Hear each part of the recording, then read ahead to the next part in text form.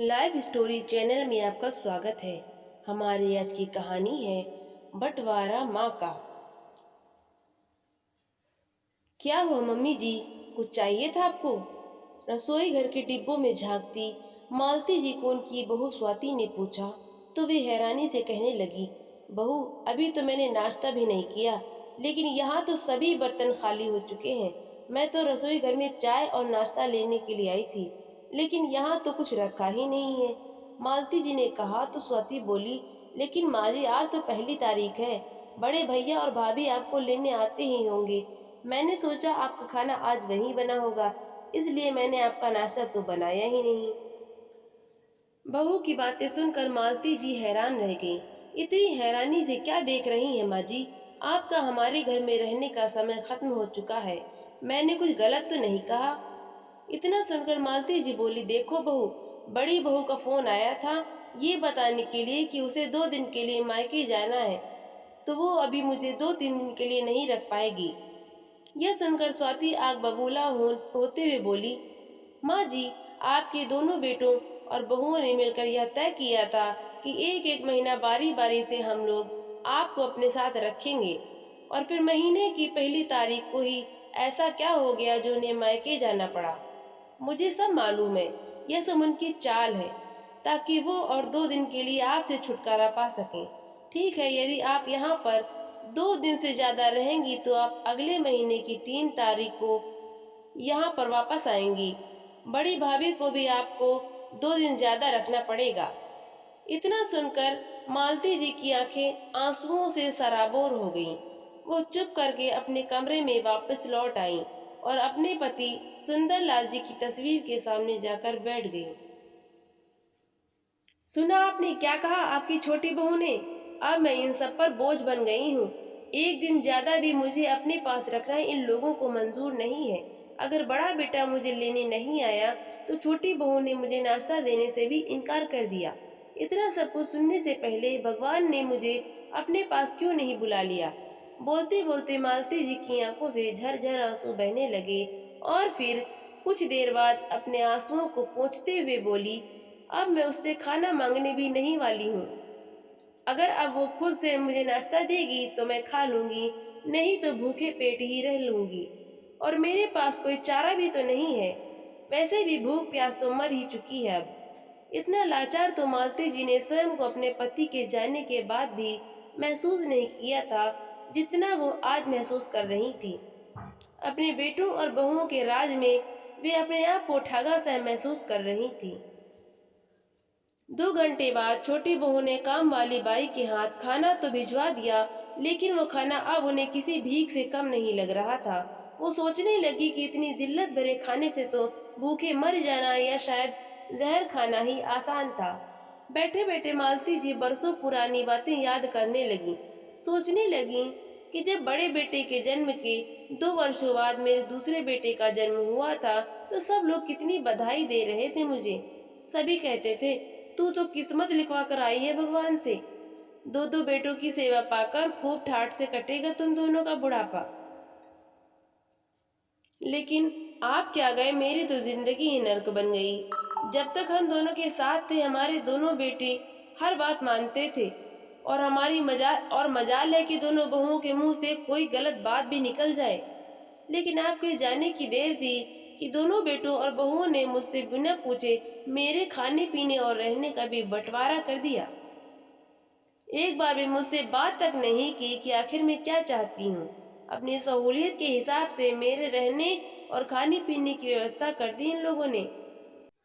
अरे बूढ़ी हो गई तो क्या हुआ, हूँ तो इनकी माँ ही। भिखारियों जैसी हालत कर दी है इन लोगों ने मेरी। अपने स्वर्गवासी पति की तस्वीर को निहारते निहारते मालती जी की आंखों से आंसू थमने का नाम नहीं ले रहे थे। सुंदर लाल जी और मालती जी ने बहुत संघर्ष करके अपने दोनों बेटों को पाल पोस कर बड़ा किया था। उन दोनों ने अपने बच्चों की परवरिश में कभी कोई कमी नहीं आने दी। सुंदर लाल जी की सरकारी नौकरी थी, लेकिन बच्चों की पढ़ाई, स्कूल की फीस और अपने माता पिता की दवाइयों जैसे सारे खर्चे पूरे करने में उनकी पूरे महीने की तनख्वाह चली जाती थी। इसलिए मालती जी घर का काम करने के बाद सिलाइयाँ बुनने का काम करती थी और ऊनी वस्त्र बनाकर दुकानों पर सप्लाई करती थी, जिससे उन्हें कुछ बचत हो जाती थी। लेकिन जब दोनों बेटे बड़े हो गए तो उन्होंने मालती जी को यह काम करने से मना कर दिया था। तो मालती जी ने भी बिना किसी विरोध के उनकी बात मान ली थी। सुंदरलाल जी और मालती जी ने बहुत मेहनत करके यह बड़ा मकान बनाया था। उसके बाद दोनों बेटों की भी पढ़ाई लिखाई पूरी हो गई और दोनों अच्छी नौकरी करने लगे। बड़े चाव से सुंदरलाल जी ने अपने दोनों बेटों मुकेश और राकेश की शादियां की थी। दोनों बेटे बहुएं उनका पूरा सम्मान किया करते थे। लेकिन कोरोना काल में सुंदरलाल जी अचानक यह दुनिया छोड़कर चल बसे। उसके बाद तो जैसे घर की काया पलट ही हो गई। दोनों बेटे जो राम लक्ष्मण की तरह रहा करते थे, लड़ने झगड़ने लगे। बड़े अरमानों से सुंदरलाल जी और मालती जी ने जो मकान बनवाया था, अब वो दो टुकड़ों में बंट चुका था और दो अलग अलग घरों में तब्दील हो चुका था। घर के दो टुकड़े होने के साथ ही मालती जी के दिल के हजारों टुकड़े हो गए। उनके जिस मकान के आगे पीछे दो गेट हुआ करते थे, उस मकान के बीचों बीच एक दीवार खींच दी गई। आगे का हिस्सा बड़े बेटे के पास और पीछे का हिस्सा छोटे बेटे के पास आ गया। घरों में आने जाने के रास्ते भी अलग अलग हो गए। बंटवारा यहीं तक नहीं रुका, दोनों बेटे बहुओं ने मालती जी से पूछे बिना उनका भी बंटवारा कर दिया और एक एक महीना दोनों ने मालती जी को रखने की बारी बांध ली और उन्हें यह फरमान सुना दिया गया कि जिसके पास भी माँ रहेंगी, पिताजी की पेंशन भी उस महीने उसी बेटे को मिलेगी। अब तो आलम यह था कि एक दिन भी ऊपर हो जाए तो मालती जी की बहुएं उन्हें दूसरे दिन चाय नाश्ता देने तक को भी तैयार न थी। आज मालती जी बहुत उदास हो चुकी थी। सोचने लगी कि हर महीने जो पेंशन आती है वो सारी की सारी बेटे ले जाते हैं। ऐसा लगता है जैसे मैं अपने खाने पीने और रहने की कीमत चुका रही हूँ। उसके बावजूद भी भिखारियों की तरह इन लोगों से खाना मांग रही हूँ। किसी ने सच ही कहा है कि माता पिता एक ही घर में रहकर दो दो बेटों को पाल लेते हैं, मगर दो बेटों की शादी के बाद दोनों मिलकर भी अपने माता पिता को नहीं पाल सकते। अब मालती जी बड़े बेटे और बहू के घर आ चुकी थी, लेकिन यहाँ भी उनकी उदासी दूर करने वाला कोई नहीं था। शाम के समय जब मालती जी टहलने के लिए पार्क में गईं, तो वहाँ उनका महिला मंडल वाला ग्रुप मथुरा वृंदावन जाने का प्रोग्राम बना रहा था। मालती, तुम भी चलो ना हमारे साथ, सुषमा जी ने कहा। तो उनकी बात सुनकर मालती जी को ऐसा लगा कि जैसे उनके दिल की बात किसी ने कह दी हो। सोचने लगी कि कुछ समय पहले जब उन्होंने अपने छोटे बेटे के सामने मथुरा वृंदावन जाने की इच्छा जाहिर की थी, तो बहुत ज्यादा खर्चा हो जाएगा ऐसा कहकर उनके छोटे बेटे ने उनकी वृंदावन यात्रा की बात को टाल दिया था। मन महसूस कर उन्होंने जाने का प्रोग्राम कैंसिल कर दिया था। लेकिन इस बार जब महिला मंडल का प्रोग्राम बन रहा था, तो मालती जी खुद को रोक नहीं पाई और अपनी सहेली से कहने लगी, सुषमा, बहुत वर्षों से मेरा भी बहुत मन था कि मैं मथुरा वृंदावन जाऊं, लेकिन कभी मौका ही नहीं मिल पाया। मैं इस बारे में अपने बड़े बेटे मुकेश से बात करके फिर बताऊंगी। लेकिन जब उन्होंने घर पर आकर अपने बेटे से बात की, तो बड़े बेटे से जो जवाब उन्हें मिला, उसकी तो उन्होंने कभी कल्पना ही नहीं की थी। माँ, कितनी फजूल खर्ची करती हैं आप, कितना वाहियात आइडिया है आपके दोस्तों का। इस उम्र में घर पर रहकर भजन कीर्तन करना चाहिए। भगवान तो कण कण में व्याप्त हैं, फिर जगह जगह उन्हें ढूंढने जाने का क्या मतलब। मालती जी समझ नहीं पा रही थी कि उनके बेटे ने इस तरह का जवाब उन्हें कैसे दे दिया, और सोचने लगी कि यही मुकेश होता था तो आए दिन कुछ न कुछ बहाना करके उनसे पैसे मांगता रहता था। लेकिन सब कुछ जानते समझते हुए भी उन्होंने कभी कोई रोक टोक अपने बेटों पर नहीं लगाई थी, और आज जब उन्होंने उनसे कुछ पैसे मांगने चाहे तो वे बिना मतलब के बहाने बना रहे थे। मुकेश की बात का मालती जी ने कोई जवाब नहीं दिया था और चुप करके वहां से चली गई। अगले दिन सुबह जब मालती जी मंदिर गईं, तो उनकी सहेली सुषमा भी मंदिर आई हुई थी। मालती जी को देखकर बोली, अरे मालती, तू चल रही है ना हम सब के साथ वृंदावन की यात्रा पर।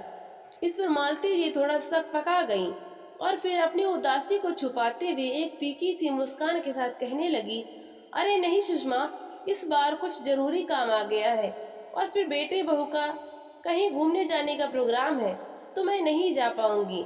अगली बार पक्का चलूंगी। अरे मालती, तेरा तो हर बार का कोई न कोई बहाना रहता ही है।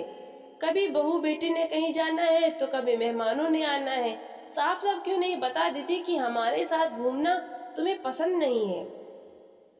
अपनी सहेली की आवाज सुनकर मालती जी उदास हो गईं और अपनी मजबूरी कह सुनाई। सारी सहेलियां सोचती हैं कि मैं बहाने मारती हूँ सबके साथ जाना नहीं चाहती। अब उन्हें कौन समझाए कि मेरा भी मन है, मेरी भी इच्छाएं हैं। अब तो मैं यह सोचती हूँ कि क्या इस जन्म में मेरी ख्वाहिश पूरी हो भी पाएगी या नहीं। सुषमा, तुम बड़ी खुशनसीब हो जो तुम्हारा बेटा तुम्हें तीर्थ यात्रा के लिए पैसे दे देता है। मैं तो अपने बेटों से किसी चीज के लिए पैसे मांगू तो उल्टा मुझे ही दो बातें सुना देते हैं।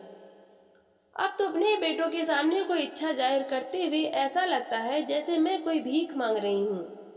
मालती, बेटे बहू के मामले में मेरा नसीब भी तुम्हारी तरह ही है।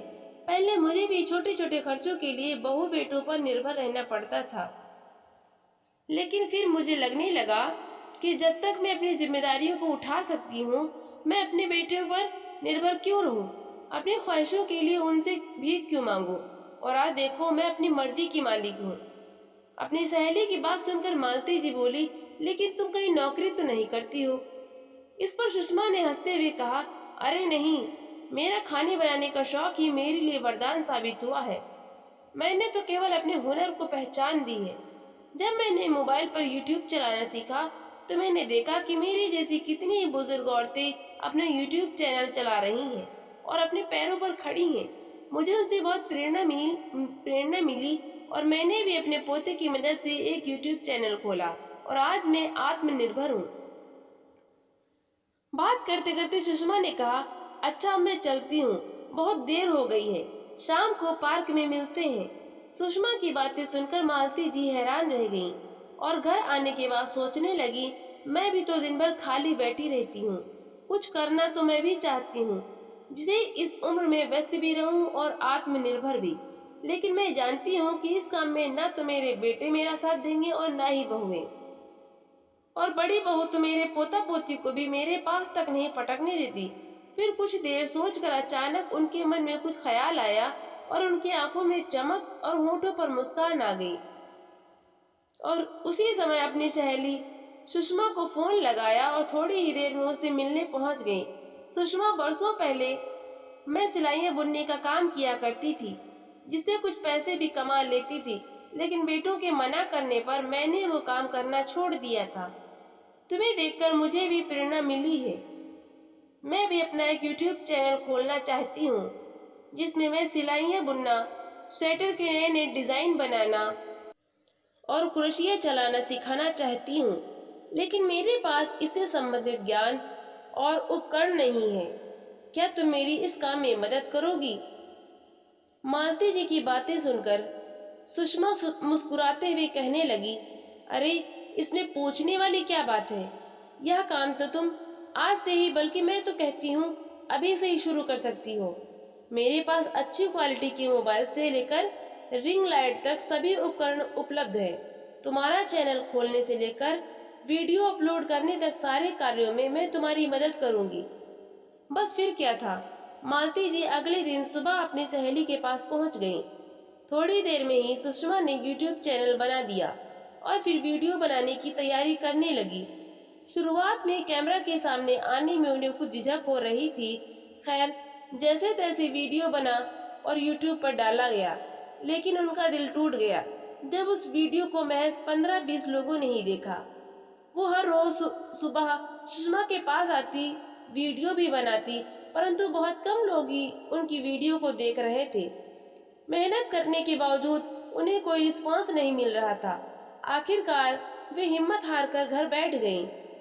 जैसे तैसे उन्होंने अपनी नियति को स्वीकार कर लिया, लेकिन उसके करीब एक हफ्ते बाद सुषमा का फोन आया और उसने फोन पर जो बात बताई वो सुनकर मालती जी की खुशी का ठिकाना न रहा। सुषमा ने उन्हें बताया कि मालती जी की एक वीडियो वायरल हो चुकी है, जिसे 25 लाख से भी ज्यादा लोग अभी तक देख चुके हैं। आज मालती जी को अपने आप में एक नई ऊर्जा का अनुभव कर रही थी। अब उनका आत्मविश्वास बढ़ने लगा और उन्होंने फिर से वीडियो बनानी शुरू की और फिर तो एक के बाद एक वीडियो वायरल होती चली गई। अब उन्हें अपना शौक पूरा करने का भी मौका मिल रहा था और अपने हुनर को पहचान देने का भी। 2 महीनों के भीतर ही उनके पास उनकी पहली पेमेंट आ गई। अब तक तो वो वीडियो बनाने से लेकर एडिट करने तक के सारे काम खुद करने लगी थी। पहली पेमेंट आते ही सबसे पहले उन्होंने अपने लिए बढ़िया कैमरे वाला अच्छा सा मोबाइल और कुछ जरूरी उपकरण खरीदे। जब यह सामान लेकर वो अपने घर पहुंची और कमरे में रखने लगी तो उनकी बड़ी बहू ज्योति हैरानी भरी नजरों से कभी उनको तो कभी उनके सामान को देख रही थी। लेकिन मालती जी अपनी बहू की परवाह न करते हुए वीडियो बनाने की तैयारी करने लगी। लेकिन उनकी बहू को सारा माजरा समझते देर न लगी और ऊंची आवाज में चिल्लाने लगी, अच्छा तो रोज सुबह शाम यह गुल खिलाने जाती थी आप? यह सब कुछ करने से पहले आपने हमसे एक बार पूछना तक जरूरी नहीं समझा?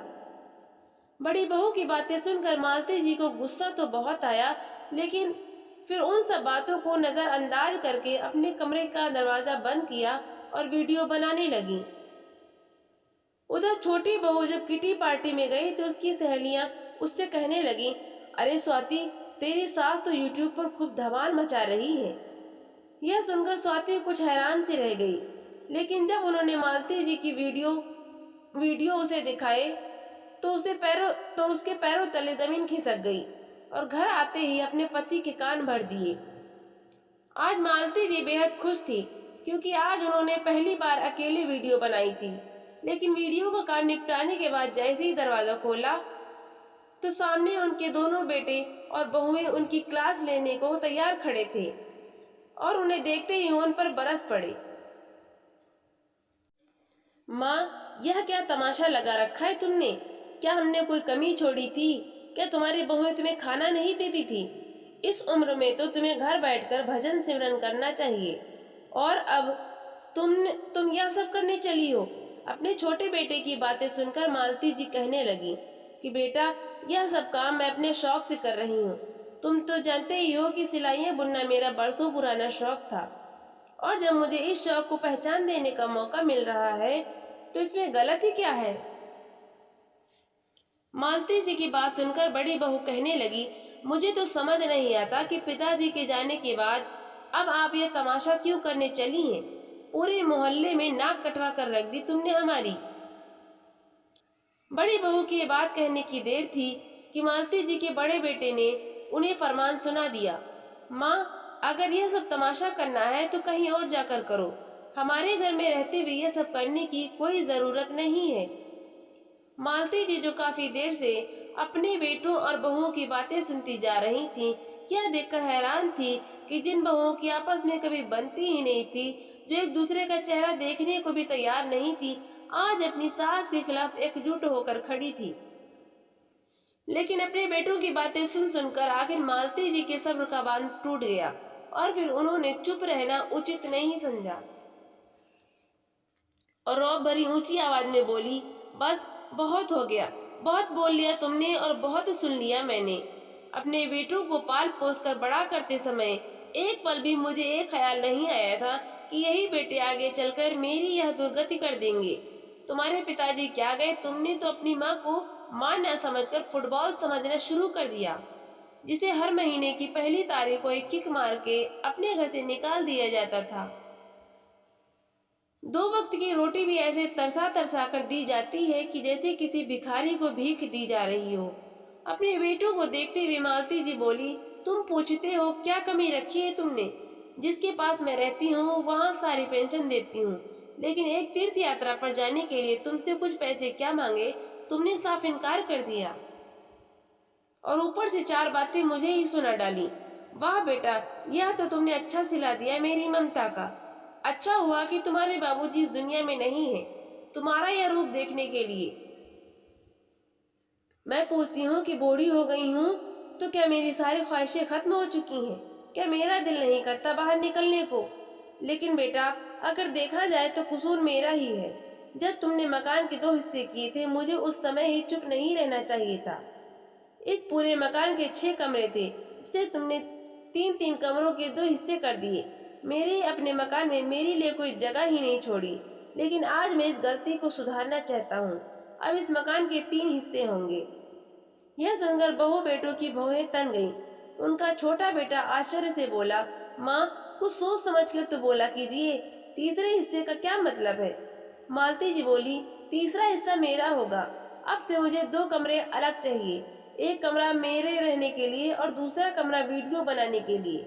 और हाँ, अब से मुझे रसोई भी अलग चाहिए, जहाँ मैं अपने लिए खाना बनाने वाली बाई रखूंगी।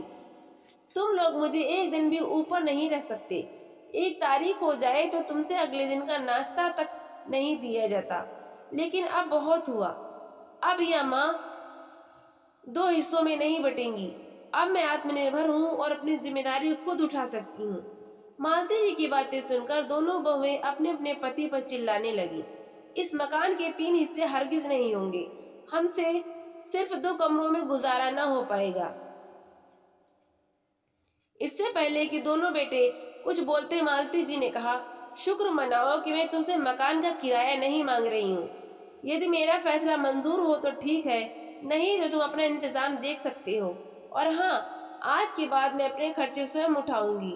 अब से मुझे अपनी जिंदगी में कोई हस्तक्षेप नहीं चाहिए। मालती जी की बात सुनकर दोनों बेटे और बहुएं अपना समूह लेकर अवाक खड़े रह गए। वे सब दंग थे कि आखिर उनकी माँ में इतना आत्मविश्वास कैसे आया। परंतु अब न तो उनके पास सवाल करने का हक था और न ही जवाब की उम्मीद। तो दोस्तों, आपको ये कहानी कैसी लगी? लाइक करें, शेयर करें और कमेंट करके हमें ज़रूर बताएं। और चैनल को सब्सक्राइब करना बिल्कुल भी ना भूलें। तो मिलते हैं अगली कहानी के साथ। बहुत बहुत धन्यवाद।